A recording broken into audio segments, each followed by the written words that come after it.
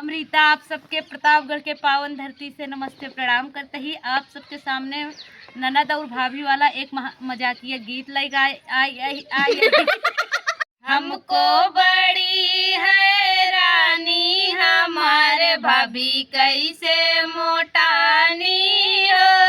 हमको बड़ी हैरानी हमारे भाभी कैसे मोटानी हो। अपना त खाई भाभी पूरी कचौड़ी, अपना त खाई भाभी पूरी कचौड़ी।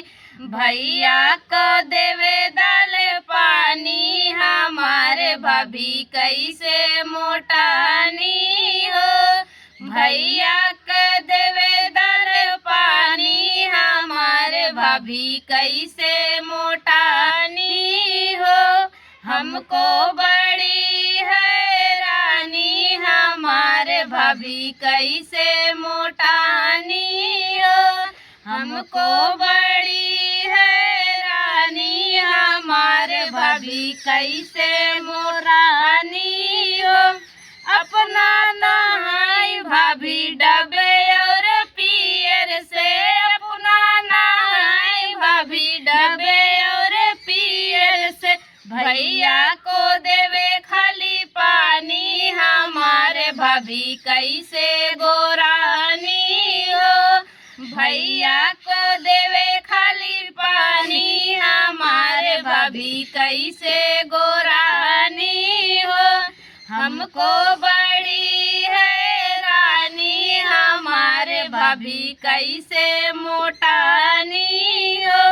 हमको बड़ी हैरानी हमारे भाभी कैसे मोटानी हो। अपना त सोवई भाभी डबल बेड पे, अपना त सोवई भाभी डबल बेड पे। भैया को छत मच्छरदानी हमारे भाभी कैसे मोटानी हो।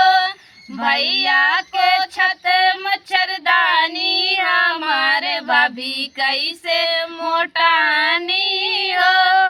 हमको बड़ी हैरानी हमारे भाभी कैसे मोटानी हो। हमको बड़ी हैरानी हमारे भाभी कैसे मोटानी हो। हमको ही गाना